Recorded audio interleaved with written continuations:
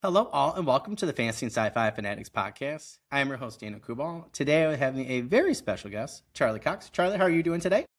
I'm doing great, Daniel. How about yourself?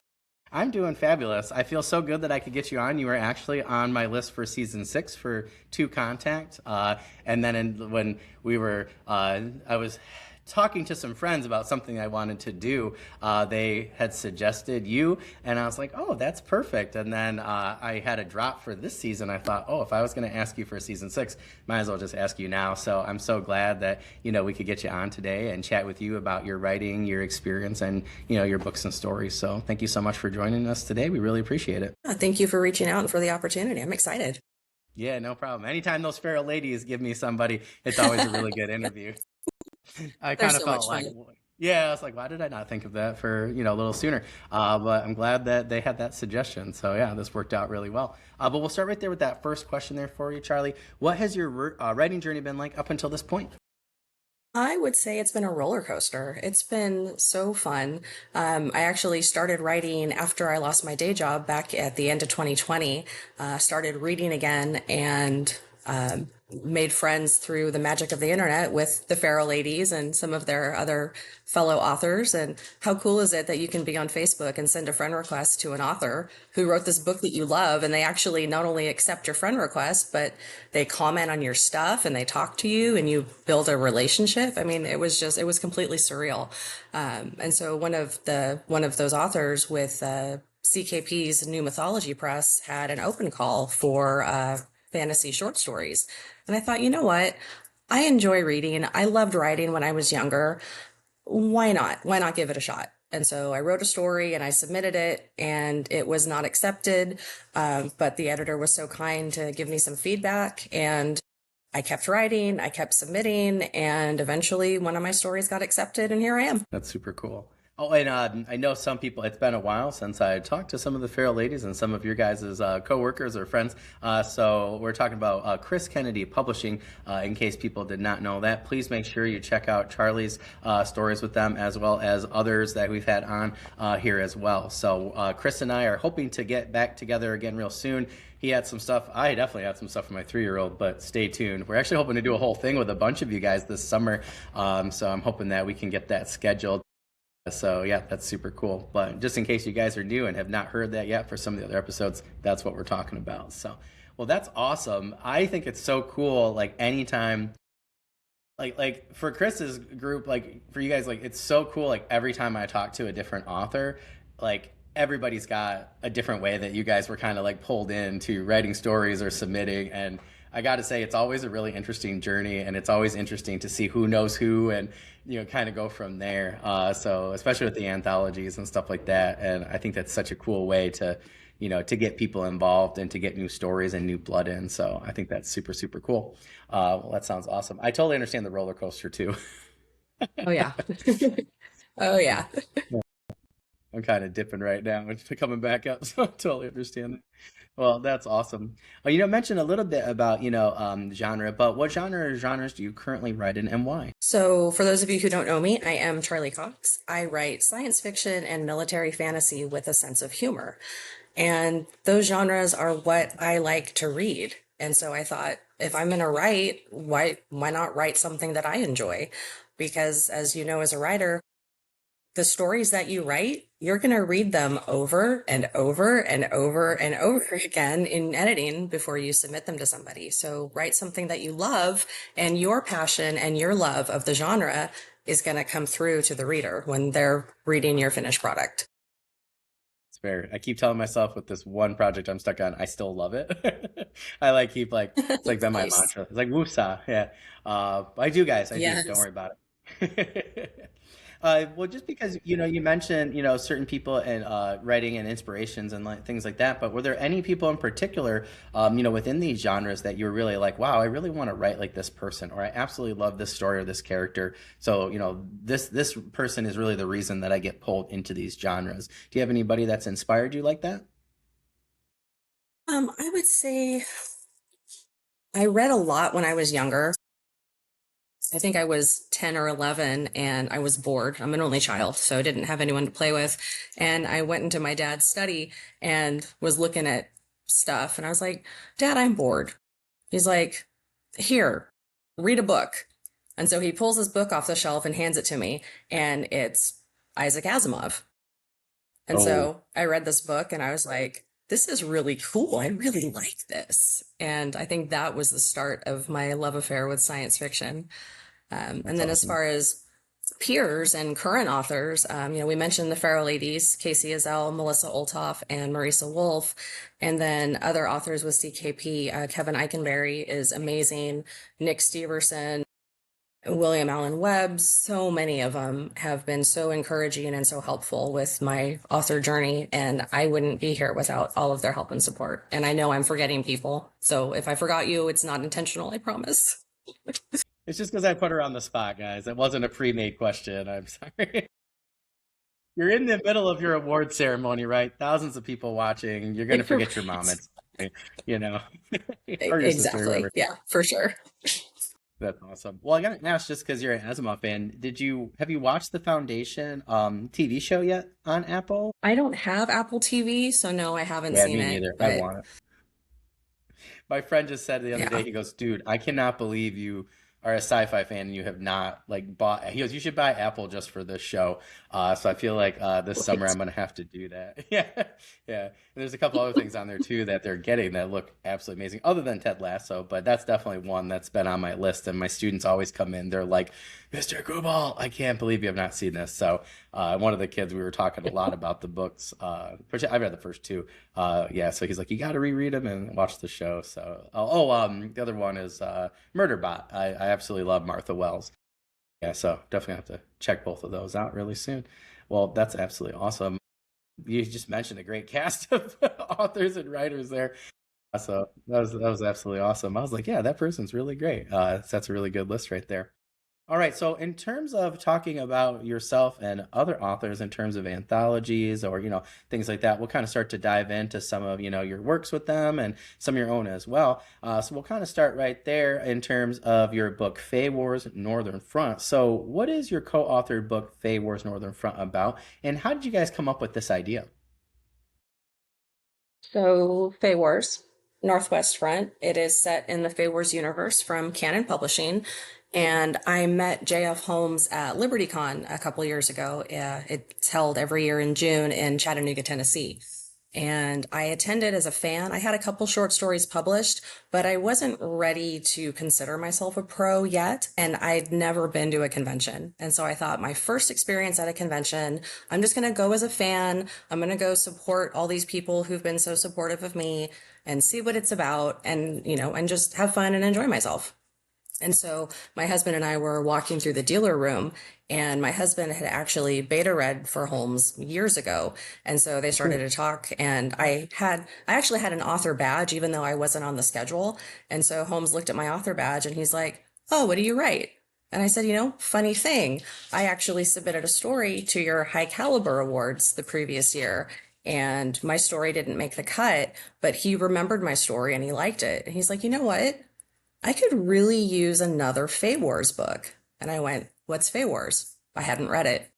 And so he hands me the first book and he's like, here, read this. And if you like it, send me a story. I was like, okay, sure. Why not? And so I said, well, tell you what, I'll read the book and I'll consider it, but only if you sign it for me.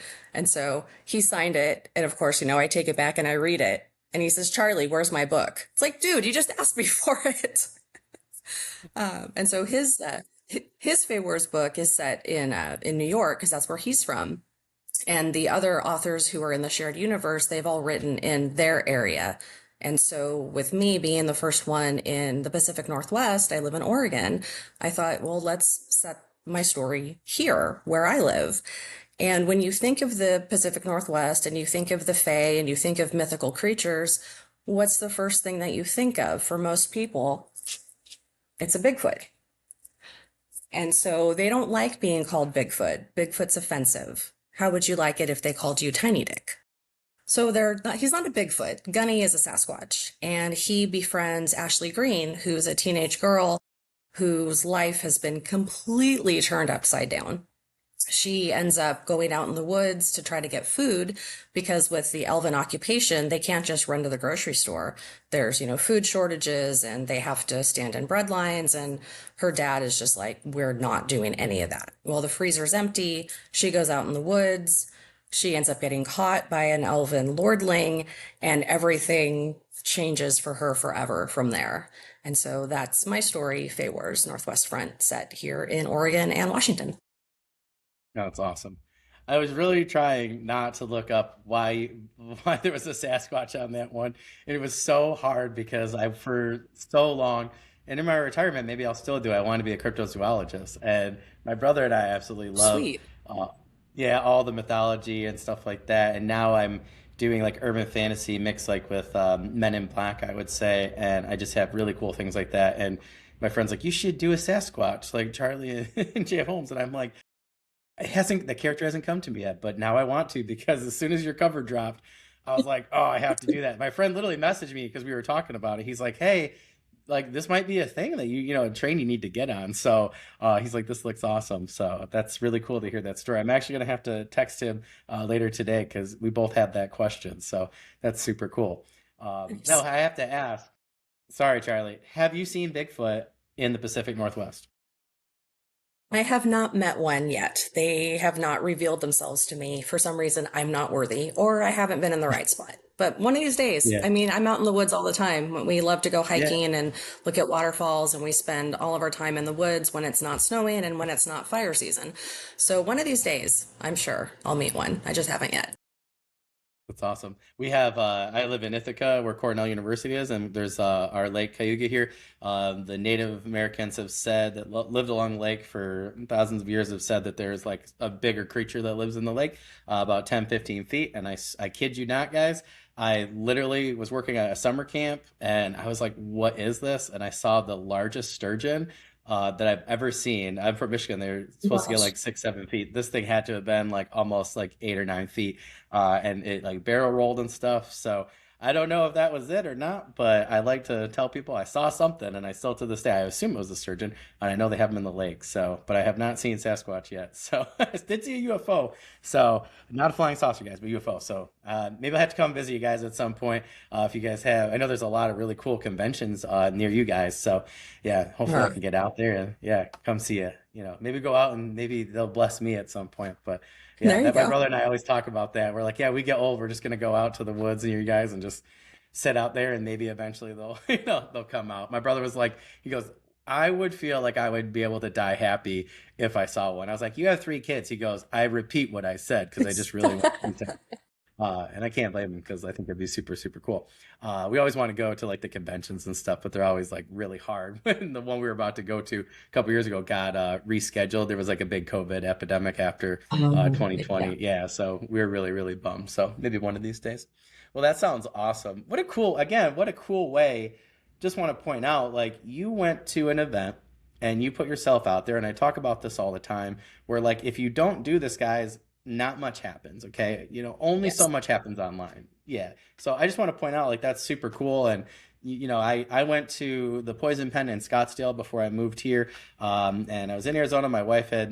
We were moving here, we decided, and I was like, hey, I'm gonna meet this new guy named Brandon Sanderson, this new guy called Patrick Rothfuss, this new guy named Pierce Brown, and somebody I knew, Kevin Hearn. So I went, met Brian McCullen as well, Michael J. Sullivan. I met so many people, and there were people there, both trad and indie, but they completely changed my outlook on publishing. And they were all very encouraging. And my favorite story is Pierce Brown told me he thought he might sell a few of Red Rising. And he did, right? So, but like they really changed my outlook. And I feel, and I say this all the time, if I hadn't have gone and just put myself out there, and I was there all day, like 8:30 in the morning till like almost 9:30 at night. Like I closed that place down. I went back inside like 4 or 5 times and just talked to every single author. But if I hadn't have done that, that would not have spurned me or even given me any information on what indie publishing was because I had no idea at that time. And then they had given me a lot of emails and things and YouTubes, and I got Lindsay Broker's podcast with Joe Lalo and stuff, and I just started listening to that. And if it was not for that one event, I probably wouldn't have continued writing, to be quite honest. Or I wouldn't have had the confidence, I don't think, or have gotten some of the tools. So I just want to point out that, you and I both had different experiences, but put ourselves out there and, got really, interesting things back. So I think that's a good move on your part by, trying to go do something new. So that's super cool. Yeah, That's you got to awesome. get comfortable with being uncomfortable. That's how you grow. Yeah. Ah, that's a good way to put it. Yeah, that's awesome. All right. Well, I absolutely love it. I love both. I love all your covers, I'll be honest. Thank you. But this one was super cool. And when I saw your name was attached to it, I was like, oh, that's awesome. So you are part of an anthology called Running with Sharp Objects. Yes. What is your story about, and why should readers pick it up today? So, Running with Sharp Objects is the second in the Universes at War series from Chris Kennedy Publishing. The first one is Express Elevator to Hell, and I was also in that one the previous year. And the cool thing about these anthologies is that he has his core authors that are invited to write, and then he always leaves 4 or 5 slots open for other authors. And so, like to your point about putting yourself out there, I was not one of the invited authors either time, but I submitted a story and Chris liked it and I'm included, which so thank you, Chris, if you're watching. I appreciate you more than you could possibly ever know. So my story, this is a fandom podcast. I just have to throw it out there. I'm a huge Stargate SG-1 fan. I still want to be Samantha Carter when I grow up. And one of my absolute favorite sci-fi tropes is the false god. I mean, your gods are false. Here's some C4 and a machine gun. How freaking cool is that, right? So, yeah, all-time favorite. I like Star Wars. I like Star Trek. I love Stargate SG-1. It's my absolute favorite. And so, with that in mind, false gods, my story is about a young woman. She's in her mid 20s and she was adopted by this Malphasian alien creature. And she ends up becoming his lieutenant. She's his heir. She's going to inherit the responsibility over the Balal sector. And once she travels to this new colony on Inanna, everything's different and she doesn't know what's going on. Things are strange, and her name's Celia Blunt. She has to figure out exactly how far is she willing to go to discover the truth. And so That sounds that's my awesome. short story. It's actually called The Blunt Edge. Oh, that's a cool title. And Yeah, do you and it mind was telling us what your... Sorry, go ahead. And it was just really fun being able to explore that trope of the false god and all the various ways that life can be difficult for people who have to question their beliefs. That's a good point. It's so I'm thinking like, yeah, like certain Stargate SG-1 episodes and things like that in my mind now. Yeah, that I do, now that you mention it, I haven't realized that, but yeah, I do really like that trope of, yeah, the false gods, or they're not who you maybe think they were, or like maybe if there's like a, Right. yeah, I don't want to give stuff away for other fandoms, but little twists like that, yeah, it's always super interesting, I think. But yeah, that's super cool. Well, I can't wait to check that story. I like literally had the anthology in my cart, so I can't even remember at this point. Like, and I remember exactly when I saw it too, and I was like, work has been nuts this year. So when I saw your name attached to it, I was like, oh, I'm gonna have to definitely check that out now because I know there's some other authors in there too. I'm hoping to to chat with, and I've been really looking forward to a lot of like CKP stuff. I have quite a few things lined up for the summer, so that's gonna have to be inserted a little sooner, I think. But that's super cool. But do you mind telling us just a little bit about your story in the first anthology? What was Oh, that one about? yes. So that story is titled Trust the Cheddar, and it's a That's awesome. different cast of characters. So Jack Colby, call sign Cheddar, he and his team are deployed to Africa where there was a report of a scientist who's been captured. And so it's in that anthology. So Running with Sharp Objects, the theme was sharp, pointy things. So every story revolved around a sharp object. The first one, Express Elevator to Hell, was all about assaults. And so my guys had to go in and assault this compound and attempt to rescue this scientist who'd been kidnapped. Well, they get to the cell where the scientist is in holding, and he's not the only prisoner. And the other prisoner is, I don't want to give it away. So the other prisoner is, I'll just say, furry and four-legged and much more than he seems. And we'll just leave it at that. Awesome. What a great preview. Because now I love mysteries. That's probably why I love Sasquatch and cryptozoology, and I got to know now. To quote Barney Stinson. So yeah, I'm gonna have to definitely check that out. I think you actually put that really nicely in a bow, Charlie. Enough Oh, thank information you. to, Thank you. yeah, sound good, and enough to tease me enough where I'm like, holy crap, now I'm gonna have to read the story right away and find out what it is. So that's super cool. I just love seeing how other people put anthologies together with themes and things like that. And originally was going to be an illustrator. Sorry, guys, it's been a long time and had hand surgery. So maybe I'll learn digital art at some point. But I love covers. So I felt like both of them were just super, super cool. And like I said, love Fey Wars because I love Sasquatch. So Yeah. yeah, Who really, really doesn't? cool.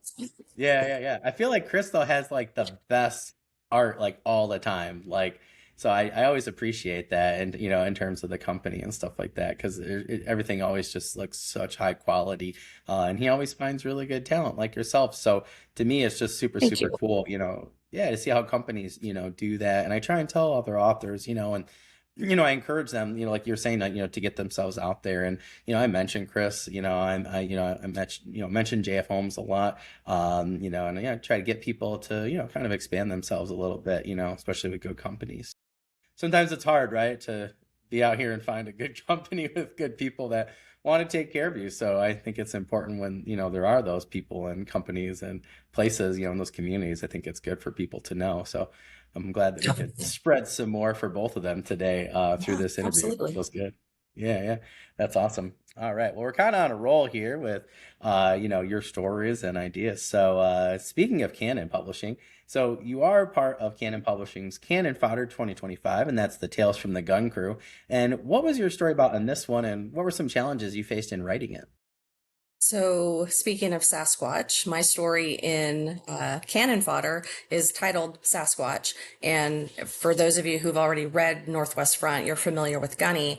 I used that story to explain how Gunny got trapped on the Earth side of the portals and why he was so desperate to be reunited with his wife. And so that's what that story is. It's about the elves recruiting the Sasquatch to come work for them on Earth, and they don't keep their promises, and things go bad. And so Gunny's stranded here on Earth and separate from Valea. And that's kind of how Gunny ended up here. And so the whole point of Tales from the Gun Crew is to give people who maybe don't know where to start with canon publishing. I mean, we have so Mm, many talented authors in yeah. that stable. I mean, I'm so fortunate with all the publishers I work with. The other authors are amazing, and I'm not just saying that. They're genuinely talented writers and amazing quality people, and I just feel so blessed that I'm surrounded by such good folks. Um, so if you don't know where to start with canon, cannon fodder and a cannon fodder. Haha. We're I thought we're that was very awesome.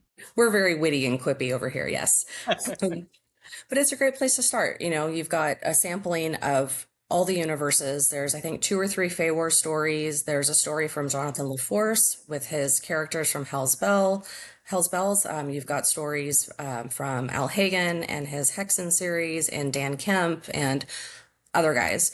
And it's a nice little taste of what canon has to offer. And if there's short stories in there that you really like, go grab the book and read more about these characters that you enjoy. Well, that's super Um, cool. yeah. And then as far as challenges in writing Sasquatch, Gunny is such a fun character to write. How the heck am I going to keep this to the word count? That was my challenge. I totally get that. I feel like it would be difficult. I really like non-human characters, but like I think sometimes I get so caught up because as a reader, I want to know so much about.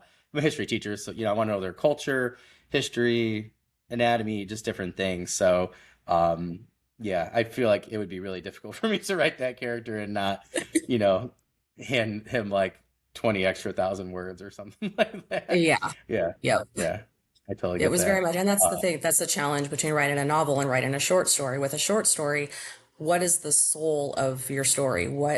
Strip away all the excess that you don't need. You still need your world building, you still need your character development, you still need your plot.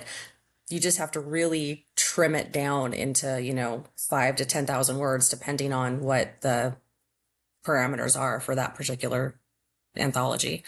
But yeah, Gunny's fun. I love him. He's so fun to write. That's awesome. I totally agree with you. I have like a 5,000 word short story, and it's going to be like, I think the shortest thing I've ever written was like 68, like 6,900 words for like a beginning screenplay. Yeah, like episode one or whatever. So yeah, like 5,000. I'm like, how am I going to do this? So I keep thinking to myself, like, I'm just going to be writing the action every time, right? For like my three spots instead of the lead up, and then kind of get the thoughts and kind of go from there. That saved me, I think, 2,000 words, but I'll probably still be over in terms of planning. And the person in charge of that project will not be bribed, apparently, past 5,000. So I'm going Oh to have to, no. yeah. Have to get creative and figure that out. But yeah, I totally could understand yeah, your issues with yeah trying to write that character because you probably want to do past history and Hmm. just so many different things, which all sound really cool. So yeah, I definitely could see that issue. Now in terms of just because we keep talking about Gunny's character, are like how did you kind of like come about writing his character and like the Sasquatch in general? I'm going to kind of go back to the actual book, but in terms of like world building, I just have to ask, like I said, love non-human characters. Like, how did you kind of go about writing him and writing kind of like his kind as well? Was there anything in particular, like, hey, I'm from the Pacific Northwest, I'm going to add these things, or maybe answer some of these questions through the story and the world building? Like, how did you kind of go about that process? So I've always been a fan of Native American mythology, and being that, again, this area, we have so many various tribes that live here. And I wanted my Sasquatch to be as believable as possible. I looked into a lot of the various tribes in the area, and part of my story actually takes place on the Yakima Reservation in Washington State. And so I dove more deeply into their lore and mythology of the Sasquatch and how they revere them as their hairy brothers. They actually call them Colleen May, which, if anybody is listening, I'm sure I butchered that and I'm sorry. Um, but that's their word for Sasquatch. And they revere them as these forest guardians and our big hairy brothers who watch out for us and try to help us to live with nature and live in harmony and be respectful of our environment. And I wanted some of that to, come through the page with Gunny's character. But he's also kind of grumpy. He's been separated from his wife for many, many years, and he's got this teenage girl who, I mean, she knows how to hunt and she knows basic first aid, but she's 17 years old. She has no idea how to survive in the forest. And so he got a little snarky and a little, moody with her, as anyone would when traveling with a teenage girl who's also a little snippy and snooty and, has a little bit of an attitude. And so the dynamic between Gunny and Ash was really fun to dive into and play with. And yeah, it was a great experience. I really enjoyed it. It's awesome. As somebody that works with all teenagers on a daily basis, I can totally understand where Gunny would get kind of upset. Yesterday, I found myself like we had a pretty good day, but I found myself in the morning. I was like with some of the boys, and then some of the girls in the Mhm. afternoon. The next crew, I was like, breathe. I was like, you got through the Yes. boys, you can get through. Yeah, the boys I find tend to be a little harder, but I still get Gunny's perspective. Yeah, that's super cool. Yeah, I think I love Native American mythology. I start there all the time when I'm in the United States. Like that's like I really went pretty deep in with a story I'm trying to start for the book one, and I just found so much cool stuff. That's like kind of my problem sometimes with Native American mythology There's so and lore. much. Yeah, it's like outer space, right? Like I just get lost in Yes. the research process. Yeah. But yeah, I think that's always a really good place to start. But you guys are in such a great territory too, like you said, for Native American lore and legend, particularly for Sasquatch. I mean, like if I'm gonna pick a spot, right? Like sure, there's all sorts of those types of creatures allegedly along around all over like North America, right, and the United States. But your area is really the one that people go to around the world, in terms of the map and in terms of the Native American mythology. So I think that's super cool. But I also think it's cool you went with like your backyard too, so to speak. I think a lot of people don't consider that because they want to go somewhere else, and I think sometimes that works, sometimes that doesn't. So yeah, just want to point that out for the audience because I think that was a really good idea on your part. So that's Thank super you. cool. Yeah, not a problem. And I just love like the idea of cannon fodder and just having like that Right. different mix. Yeah, it's just super cool. I actually hadn't seen that. I had seen your story from it somewhere, maybe like, Jeff had shared it or something, but I didn't see the overall like anthology. I don't know how I missed it. I must have like become friends with him on Facebook like right after or something like that. Maybe. But yeah, him and I are actually trying. That was another. It was like I had him and Chris back to back. I was supposed to, and then I had a bunch. My wife got a concussion, and my son was Oh, having some. He was just getting sick. Really, I think it was just that time of the year, So yeah, I can't wait to connect back with both of them and get them on here because yeah, I can't wait to talk about things like these anthologies and get some more of the behind the scenes from them and add on to what you told us today and what of course Casey and Risa and Melissa have said as well. So for like Chris's group, so that's super cool. All right, now I did not know you wrote this until I looked up on your website. And speaking of Native American legends, yep. what is your book? I love the cover too. So, what is your book, Whistles of the Wendigo, about, and how did you combine elements from different genres to tell this tale? So, Whistles of the Wendigo is set in the Joint Task Force 13 universe from Three Ravens Publishing. And when I was just starting out writing, I spent a lot of time in various Discord chats. And so, Three Ravens is one of them. And I was talking with Hillbilly, William Joseph Roberts, one day. He has a character, Braxton Hicks, and any Right. ladies watching, yeah, you should be chuckling right now for reasons. So Braxton Hicks is one of his characters, and I'm a huge fan of those stories from the Trailer Park anthologies and a few others that he's been in. And so he actually asked me to beta read a couple of those short stories for him because I like the character so much. And we got to talking, and he actually Tuckerized me in one of his Braxton Hicks stories, which I thought was really cool. And as we're talking, he asked me, "So what else are you working on?" And I told him, short stories and whatever. And he said, "Well, do you like JTF 13?" And I said, "Yeah, I've read all of them. I think they're awesome. You've got, your military characters throughout history. You've got some from World War One, World War Two, you've got current day. I mean, they're awesome." And he says, "Well, how would you like to write something for me?" And I said, "Well, I'd love to, but I didn't think you were doing any more JTF anthologies." He said, "Oh, no, I'm not. I want you to write a book." And I went, Wow. "But I've never written a book before."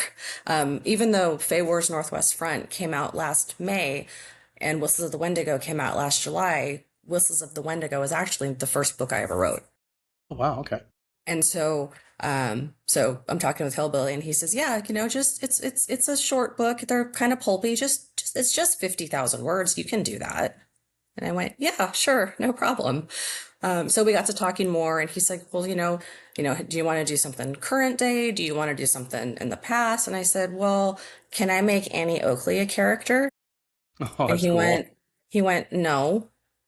I said, "Well, why not?" And, reasons. But I've always been fascinated with Annie Oakley and the Wild Yeah. West. That is probably my favorite point in history. And I'm from California, so you got the gold rush and all that. So that's, that's my favorite period. And she's one of my favorite historical figures. I actually did a report on her in 8th grade, and my teacher was going to fail me because he didn't realize that Annie Oakley was in fact a real person. He thought she was a legend, and he didn't realize that she was real. Yeah, I so apologize for educators everywhere. right. So anyway, so I ended up proving that she really did exist. She was born in 1860, and anyway, and so even though I couldn't use Annie Oakley as a main character in my novel, there's no reason I couldn't use her as a side character. So my novel is set in Greenville, Ohio, which is very close to where Annie Oakley was born in 1872, and she makes an appearance as a 12-year-old girl. That's cool. I've actually Yeah. been there. Oh, really? I've never. I'm I've, from I've been to Michigan. Dayton. Yeah. Oh, yeah. Yeah. Yeah. That's super cool. I Yeah. didn't know. Yeah, so the story itself is a cavalry troop is dispatched to Greenville to try to maintain order under a temperance movement, which is temperance is the same as prohibition. The ladies in town don't like that their men are drinking, and they're worried that they're being overtaken by demonic spirits when they're inebriated. And so the governor dispatches my guys, my troop to, maintain order, keep the peace, try to keep things from going off the rails. And on their way to town, they're camping in the woods overnight. One of their horses is attacked by a mysterious creature and they don't know what it is. And so they have to maintain order in the town, try to keep people safe, figure out why people are missing and livestock is getting butchered. And the tagline for the JTF series, which I absolutely love, is can they hold the line between heaven and hell? And that was a really fun story. So as far as multiple genres, you've got your military fantasy, you've got historical fiction, you've got a little bit of horror because it is a Wendigo, and there's even a little skosh of a love story in there too. Cool. Just because that's what my characters told me to do. So I was just writing the after action report. Yeah, I had a couple of well, I guess before Romantasy was really a thing. That was like before, like, yeah, it was. I think I interviewed a couple authors who I would say is like more Romantasy, and for my first and like second season, and it was so funny because I had a couple guys that had seen it, and authors I knew that were like, "Oh, why are you doing this romance stuff?" And I was like, "Oh, do you like Star Wars?" And they're like, "What do you mean?" And I was like, "Yeah, if I'm Han or if I'm Leia and I say I love you, you say," and they both said, "I know." I'm like, "Yeah, there you go. There's your romance." The Yep. one guy Yep. was like, yeah, he's like, "Wait a minute." He goes, "You just flipped this." And I was like, "That was romance, buddy." So yeah, it's everywhere, right? And it makes things fun and real, and I don't know. I think it's yeah, it just like really adds that emotion. That's like for me, like when you're saying like this character as a parent or whatever, or they haven't seen their wife in a long time. Like I'm like, oh, I totally get that. So I think it's always good to even for a Sasquatch, right, to have those emotions makes Mhm. the stories That's interesting. special people too. Yeah, Yeah, yeah, absolutely. yeah, yeah, yeah, yeah, yeah. Yeah. Now, in terms, yeah, when I had looked up, your website and I saw Whistles of the Wendigo, I too did not know that there was a full novel here, and I thought that was so cool. So I'm adding that to my list, and I sent it to my buddy because it's totally our kind of thing. Because I love what I call like historical urban fantasy, and I have Hmm. some prequels that I'm writing of different characters and groups and things in my urban fantasy world, and it's going to be like I have one that's like during like the Romans, being in like England and like Britannia and stuff, and I thought, oh man, this is like right up my alley. My friend messaged me back. He's like, this totally sounds like your type of book, like everything you love in it. So yeah, I'm like really really excited about that. But yeah, that sounds absolutely amazing.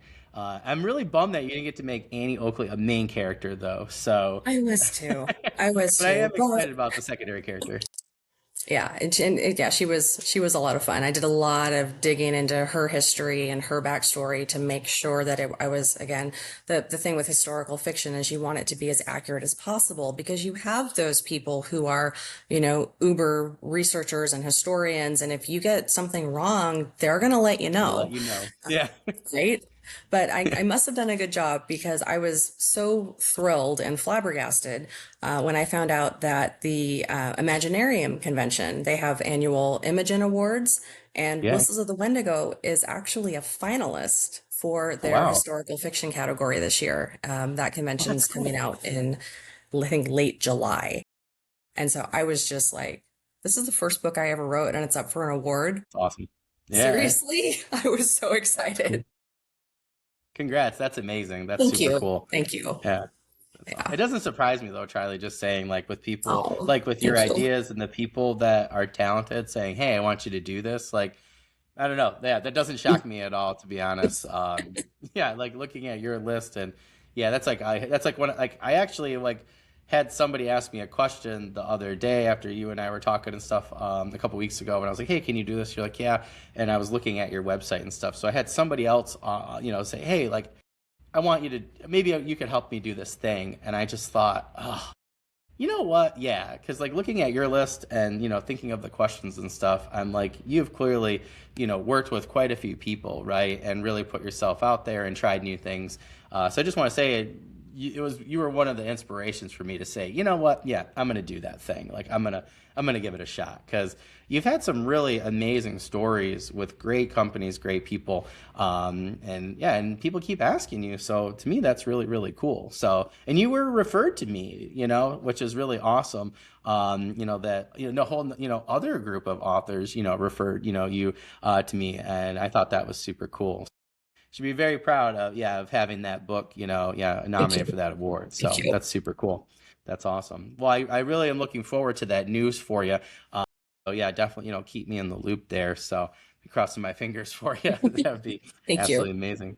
But yeah, I've been talking to a couple people, in terms of like my podcast group and stuff. Like, it's just so cool to, see people and support, get nominated. Just even nominated, I think is like Yeah. absolutely amazing. So yeah, that's super super cool. Well, I gotta ask since you brought it up. Will we be seeing Annie Oakley and anything else in the near future since you already have some of, these ideas and research done or? Not anything currently planned. I have a number of other projects that are keeping me pretty busy. Um, yeah, a science fiction short story coming out in May, and an urban fantasy story that I'm working on that is going to be out later this year, and then a cozy fantasy story, which I've never done cozy fantasy before, so that was an interesting experience. That was a little bit different. And then also the sequel to Northwest Front. Working title is Battle for Tacoma. Oh, oh man. Yeah. Saying some So of my I favorite words here. Oh, thank you. Thank you. And That's and the awesome. spelling of Tacoma is not Tacoma like the city. It's Tacoma as in Mount Rainier. Tacoma is the Yakima name for Mount Rainier. Oh, wow, did not So know I that. got to I got to dig a little deeper into the Native American mythology, not just regarding Sasquatch, but regarding the local mountains and Enumclaw and Thunderbird and a lot of other fun things. So yeah. Yeah, it's the book's drafted. It's been through one round of edits. I have a couple beta readers looking at it, and it should be out later this summer. Oh, really? So Oh, that's awesome. yeah, yeah.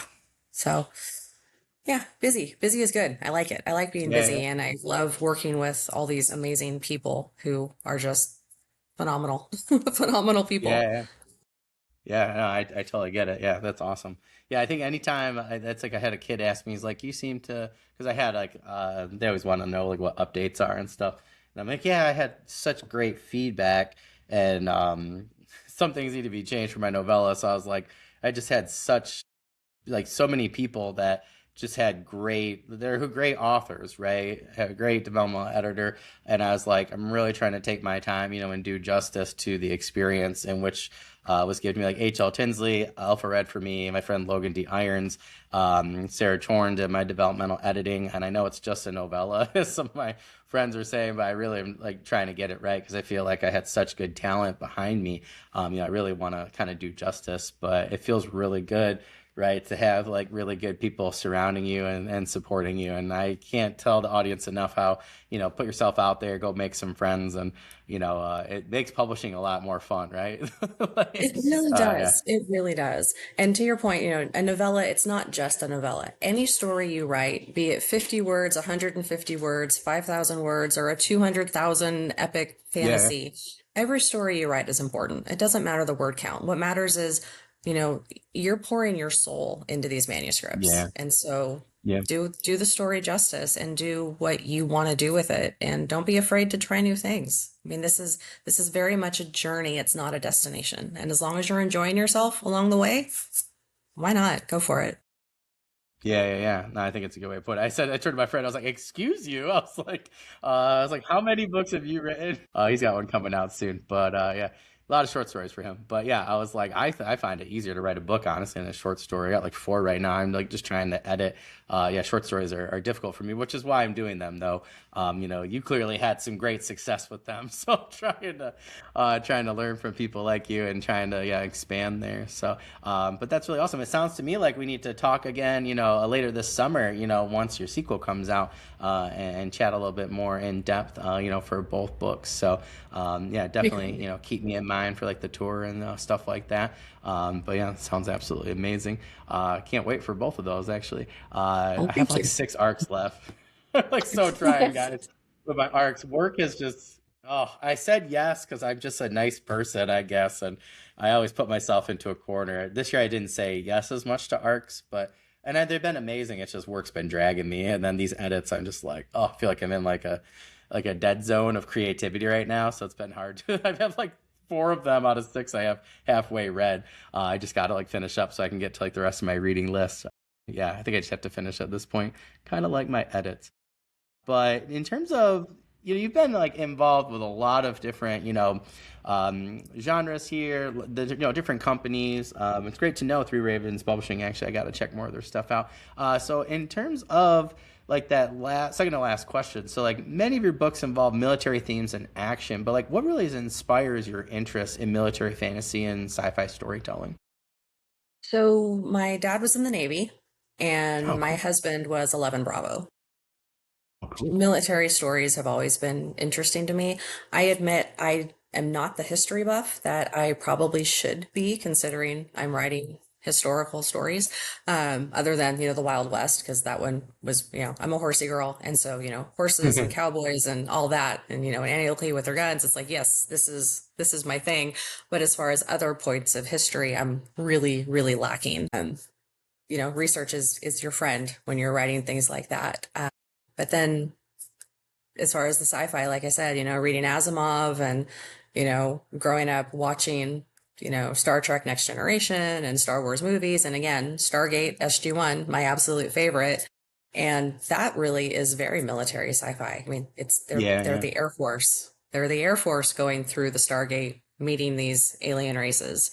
And so I think that's really where that passion came from. And as far as what I like to read, I like to read mil sci-fi. I like to read military Mm, fantasy. Like I mm. mentioned, I read the whole JTF 13 series before I ever even met Hillbilly, or and Yeah. same with CKP. That their Four Horsemen universe is what got me back into reading after not reading for a very, very long time. So when my first published story was in that universe, I mean, talk about a full circle moment. It was, yeah, Yeah, it yeah. was, That's it was super really cool. exciting. That's awesome. Well, that's just super cool. To me, like, yeah, like I have like before my son was born, I was really working on like a military mech sci-fi, and I just can't wait to get back to it. It was so much fun. For me, like, yeah, same with you. Like, I got a lot of family members, got so many friends from jujitsu. I used to help with like Wounded Warrior Project and stuff like that. So I met so many. Yeah, I can't wait to get back to that. Yeah, just so many veterans that I've met over the years and stuff. And I was like, I just want to do something. And I actually Monster Hunter, one of my main characters for my urban fantasy series, is actually he's a Marine. So yeah, he's been super fun. But man, you say parts of history for you. Mine is the military stuff because I've had to do so much research. One of your fellow Canon Publishing authors, J.R. Wise, has helped me out with Nice. that and is going to continue to. Thank you, He's J.R. such a good dude. Yeah, he's so awesome. Yeah, I love interviewing him. I can't wait to have him on again really soon for next season. I know he's got some stuff coming out. But yeah, it's so nice to be able, I had some kids who are like, why'd you pick a veteran? I'm like, well, I know a lot of veterans. I'm like, this character told me this is who I am. This is what I'm going through. And, this is Mhm. like, then he has this transition to becoming a monster hunter. It's not pretty, by the way, guys. And I think a lot of people can, like relate to, the successes, the triumphs and some of the losses too, right? With our military veterans. So I don't know. I think anytime, that, you can do something to bring to light really great characters, based off of real people that I've, known or met, I think it's pretty cool. So I think that's awesome that you've had Definitely. a similar experience and yeah, being able to do that. And you get to work with some veterans as well, right? In terms of, both, publishing companies, which is super, super cool. So that's awesome. Yeah, and yeah, and even Hillbilly, he was in the Air Force, so Oh, very I was gonna a lot of say, I was gonna yeah, say it and I couldn't remember. So I'm glad you yeah, said that. Yeah, yeah, super yeah, cool. lots of Well, that's a lot awesome. of the smaller indie presses are very veteran centric, and even though I never served, I'm Blue Court adjacent, so I kind of pass. Yeah, yeah, yeah, yeah. Well, the sacrifice, right? And like, the worry Mhm. and yeah, like my cousin right now, Yeah, she's over in Germany and I'm just like praying that yeah, that and like HY Regger too, right? Like her husband is in the military, so yeah, like anytime where yeah, we were talking about that actually. I was like, yep, I totally get it. That stress of, wondering, they coming home, like where are they going to be stationed, like all sorts of stuff. So yeah, I think that's my friend just mentioned that the other day because her husband was going. I think he had to go back for the National Guard to like do his next round of training this summer and stuff. But yeah, it's like they're just about to have their baby, so she's about to have Oh the my baby. goodness. So yeah, she was like, "Can you pick a worse time, United States government?" Uh, Right. yeah, Did you not so see my due date? What the heck? yeah, it's like yeah. So yeah, her and I had a big conversation privately about that. So yeah. But yeah, I think it's any time you can get eyes on that type of sacrifice, whether it's family or people themselves. I think it's really good. So yeah, my kids are always like, you are always talking about veterans. I was like, yeah, I'm for a particular reason. I teach social Right. studies, like they're a Yeah. pretty big theme. Yeah. Or people like Annie Oakley, also, do really great Yeah. things. So Sure. yeah, it's awesome. Well, I'm so glad that you've been able to, take, whether it's your experience or others or, your interests and, things like that and just come up with some really cool stories. So I'm really, really excited to, to do a deep dive here. Definitely going Whistles of the Wendigo first though, because the Wendigo's been on my mind. I'm trying to figure out how to fit in my urban fantasy. I know I want to do it at some point, but I want to do in a particular way. So I feel like I need more material. So when I saw your book, I was like, okay, Yeah. that's going to be part of my research. And Perfect. don't worry, guys. It's real research. I promise. Okay. Yeah. I can't wait for that one. But when I read and review that, I always send the videos to you guys right away. Once I get those done, I got like 10 I got to finish between this week and next week and start posting them again. But yeah, once I get that, I'll send it to you and tag you and see what I thought and put some questions and stuff out there for the audience. So hopefully we can get some more eyes on that one for you. But yeah, That'd that be one great. sounds Thank really you. awesome. Yeah, no problem. Anytime. All right. Well, I know we're winding down on time here, but do you have any news, updates, current projects, anything like that you can share with us today? Well, I already said Battle for Tacoma should be coming out later this summer. And then can I Oh, talk about do the you have a project pre-order that for that at all, or are you going to not have a pre-order yet? for that one, or no? Okay. I was Holmes just curious. normally does a pre-order. Yeah, Yeah. he normally does a pre-order for that. We were trying to get it out before LibertyCon, but it's looking like there's actually another Fae Wars book set in Great Britain, which will be coming out first, and then mine will be coming out after. So July-ish we're looking at, but no pre-order yet. As soon as that does go live, though, I will definitely let you know. And Yeah. Let me then, know. I'll share it. yeah, Everybody can thank just you. find it that way. So Perfect. And then can I talk about the project we have together? yeah, because actually after this weekend we should be good to go for the window. So Okay, for perfect. our like pre-launch. So Yeah. All right. So the one of the fantasy stories, short stories I mentioned earlier is actually for a project that Daniel and I are working on with a bunch of other amazing, talented editors and authors called Arcane Awakenings. And my story is about a young woman who wakes up on her birthday and discovers that she's a Benedante, which is Italian for good walker. So speaking of mythology, I didn't go Native American this time. I went to my own Italian roots. And so it's fun. I'm about halfway done with it now and hoping to get it wrapped up next week. But I'm really Well, that's excited for this cool. project. We've got some amazingly talented people working on that with us. So should be good. This Yeah. should be Yeah. It really was good. crazy. Yeah. That's cool though. I didn't know you were going with the Italian there. That's super Yep. cool. That's awesome. I know you were talking about, trying to figure out which way to go with that a couple weeks ago. So yeah, I cannot wait to read that. That's going to be awesome.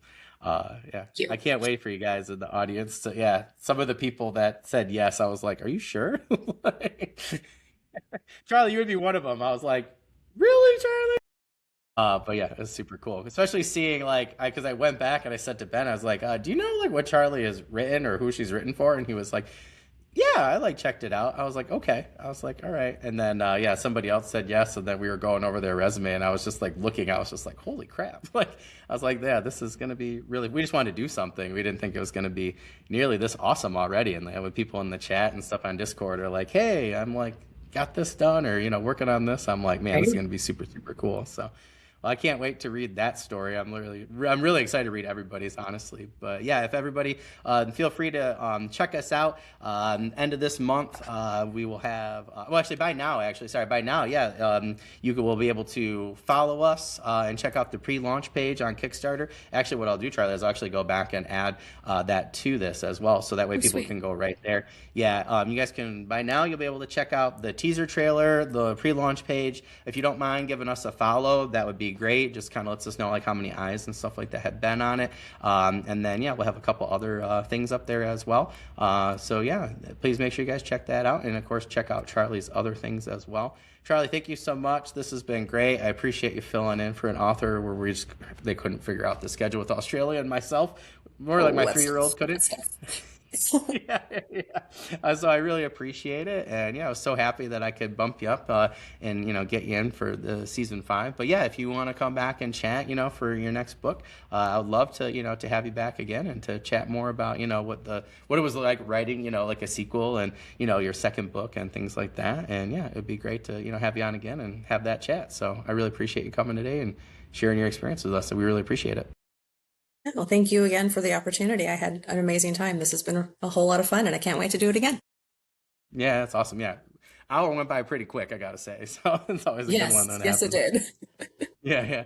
Well, I just want to remind our audience again, you can go to the description, you can find all of Charli's links there. And make sure that we're, following our authors, things like that. But anytime that you are buying a product and you're reading it, please make sure you're reviewing it, because that's going to be the thing that helps all of our indie traditional published authors, as well as all of our other creatives as well. It helps everybody in the process. I've talked about Tom Edwards' design, right? Did my first urban fantasy cover that's going to be coming out next year for my book 1. Absolutely amazing guy, absolutely amazing job. So even if you're just reviewing it, bumps us up in the algorithm so more people see Tom's work, let's say, and then my editors as well. So all of our creatives, it's going to help everybody in the process. So even if you're doing Audible, helps people like Aaron Moon we've had on here, Amy Hutchins, those other voice actors, that kind of thing. So anything you guys could do in terms of that regard would be much appreciated. And you can also follow me and Charli's Kickstarter along with our other authors down in the description as well. So please make sure you check out that pre-follow link. And of course, when our Kickstarter goes live this fall,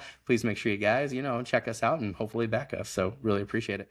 Charli, thank you so much. I really hope you have a great rest of the day. I know I'll talk to you this weekend at some point, in the chat and Discord. Yes. I'll be sending you guys a lot of stuff. But yeah, if there's anything else you need, in terms of your individual work, just, send it to me. I always love sharing stuff for you guys. I do have my podcast group on Facebook. You're always free to, I can send you that link. You're always free to go in there and post whatever you need at any time. Or, if you're just busy and you just remember, throw it to me and I'll do the same and we'll help you out as best as we can. Perfect. I appreciate that very much. Thank you again. Not a problem. Well, I hope you have a great rest of the day. And again, thank you everybody, our audience. And again, happy reading, my friends. See you guys.